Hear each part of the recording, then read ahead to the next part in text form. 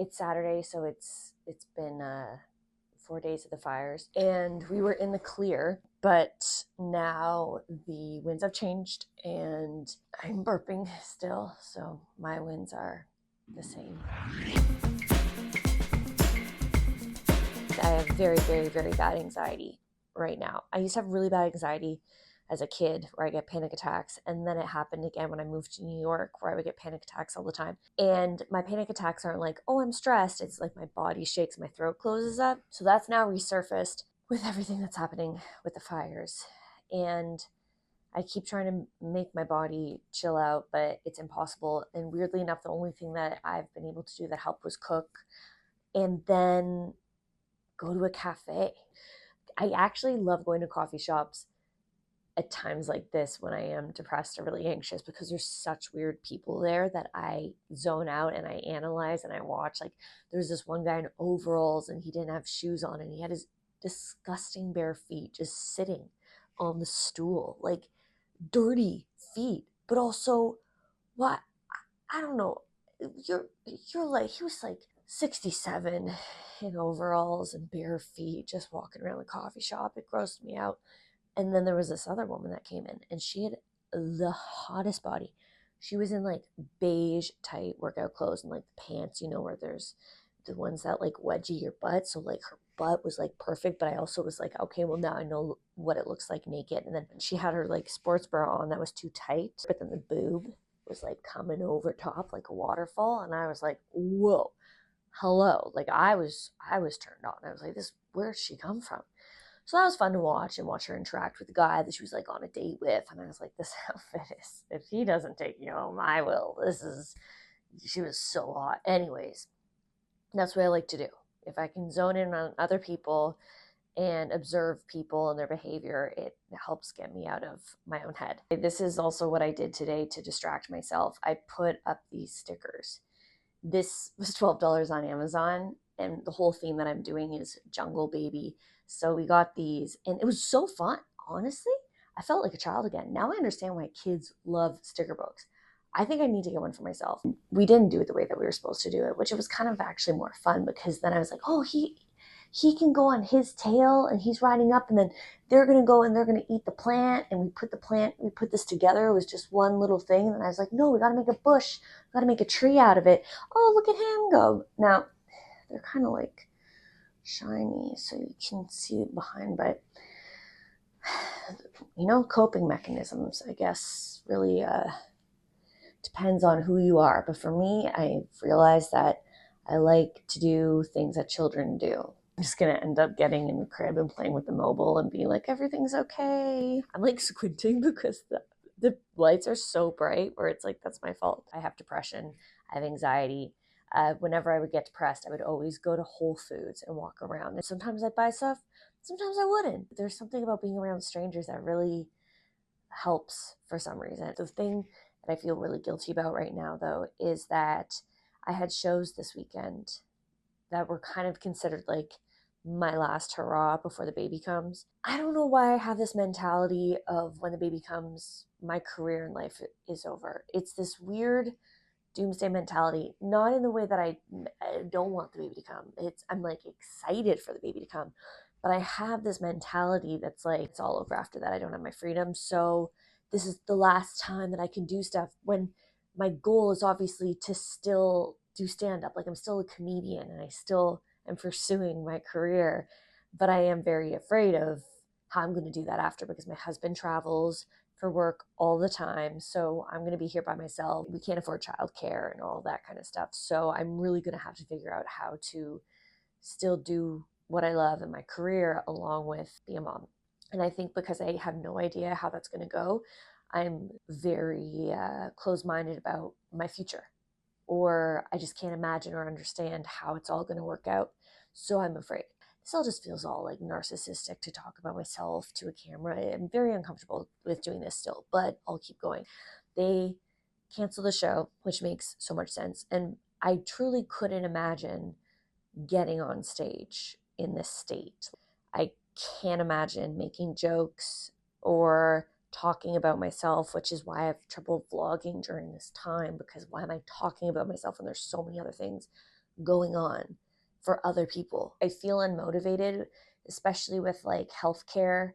I have to figure out a breast pump, and I'm just so sick of going back and forth with healthcare. I'm just going to interrupt this part because I want to let you know that I'm post-birth, postpartum. This always sounds like depression.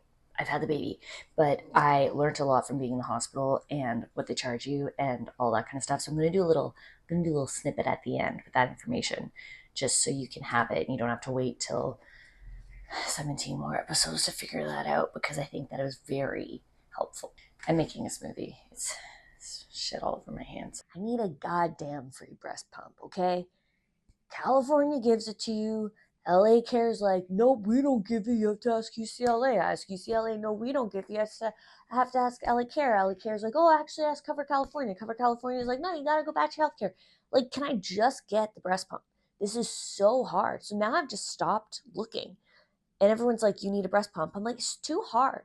Especially when I tried to switch healthcares. When I was pregnant, I found out I was pregnant in June. And I called up my healthcare and I said, hey, I need to switch because I'm going to have a baby and I have the lowest healthcare.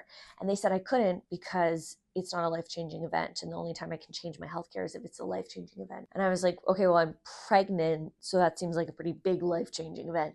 And she said, no, it doesn't count until the baby comes out of you. Isn't that funny? Because in other instances, if you have an abortion, then the baby counts as a living thing. But when I want to switch my healthcare because I have a living thing in me, now it doesn't count. Isn't that funny? Isn't that interesting? So, okay, I can't switch my healthcare because he's not really real yet until he comes out. But he is real. If I want to get an abortion, he does count then. I was like, what kind of fucking man made this shit up? Anyways, luckily he's coming in January, and so I knew I could switch my healthcare as long as he didn't come a month early. So I am very grateful for that. But the system is so insane here. I'm Canadian, so I'm not used to this. Well, like, I can't imagine anybody who gets pregnant and then they can't switch it up, or who have issues with the baby, who need like a lot of stuff done. You just have to wait till the baby comes out of you, and then in that moment, you have to figure out what healthcare you want to be on, or if you have an emergency and now you have to up your healthcare, but then they'll be like, well, you're a higher risk or something like that. Like, it's so stressful and not helpful. So anyways, that's today. And I want to say thank you to the guy that was in the overalls with the bare feet, because I hated that, but it distracted me. And thank you to the woman whose boobies were falling out of her shirt, because that was nice to look at. And I really wanted to know what was going to happen with you and that guy. So thank you for that scene for me to eavesdrop. Okay, I'm going to record this while I'm driving, because now that the baby's here, there's barely any time to do anything.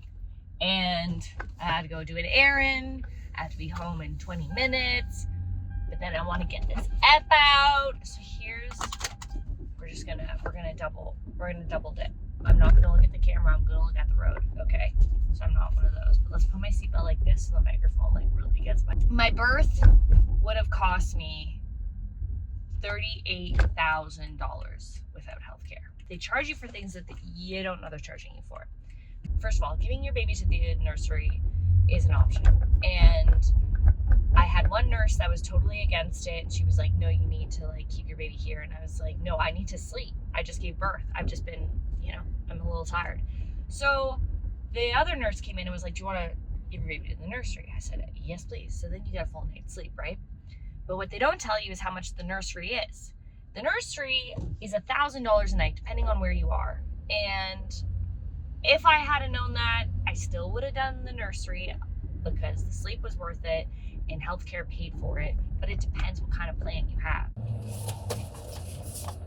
The other thing that I didn't know is that your hospital bracelet has a scan code on it. And I just thought that the scan code meant, oh, we'll scan it and see what meds she's taking. Oh, let's go on the computer and check out what she was taking. Ah, yeah, I know, because I scanned it all. No, that scan code is charging you for every time you get a med. If it's Tylenol, if it's an IV, if it's a vitamin, They're just scanning you. And I had no idea. They didn't tell me, oh, hello, when we scan you, you're getting charged. Oh, hello, you're an Amazon grocery shopper, and every time we scan you, you're getting charged. I had no idea. Maybe it's because I'm Canadian. I don't know. We don't do that in Canada. Hospital bracelets are just to show our names and our information, and if we flee the hospital, how to get us back where we came from. Here, it's to charge you. So, like, I had no idea. And thank God my best friend told me on my second night there. She said, hey, be careful because they charge you for everything you take. All these things that I had no idea, and they kept bringing them to me, and I hadn't even finished the first one. I didn't even need it. I didn't even want it. And they would come in and say, okay, I have your Tylenol and your stool softener and your mood swing pills. I don't actually, but I should have at that point. And I would say, okay, but knowing I wasn't going to take the Tylenol, but I would just still accept it because I had no idea I was getting charged. That was just all included. I thought I was at an all-inclusive when I went to the hospital. I thought that all the drugs were included, but apparently not. And maybe that's my naivete of being Canadian, but give a girl a heads up. You know what? Maybe I should have been hiding in the bathroom when they would come and give me my stuff to like get a freebie. Can we also like maybe turn the scanning into a self-checkout sort of thing? Like maybe we could check ourselves out so we can at least throw a free cheese in there or something, you know what I mean? Throw a free Advil in there just a couple of times. And then at the very end, now I'm home, the pharmacy calls you up and they say, hello, before you leave, we just want to give you all your medications. And I was like, I don't need my medications. You have given me a hemorrhoid cream that could last me a year. I don't know why I need another. I don't know how big you think my butthole is, but I don't need another medication. And they said, well, no, you do need some of these. And then they send it on up. It was like Costco-sized medications, and I still have them to this day. Haven't touched them. Another thing I forgot to mention is they give you a nice basket of goods for your hoo-ha down there, and then they check in every day to say, hey, do you need any more of this? And then you say, yeah, I would actually like some of those cooling pads. That was really good. They charge you. They charge you. Listen, the first basket is free, but every refill you need, they charge you. So they get you. They get every penny from you down to the very last piece of gauze string, all right? So just be careful with that as well. Once again, I don't know if I'm naive and I need to go back to Canada, but you guys here just, you treat us like animals. You treat us like we're the groceries on the conveyor belt, and we're expensive.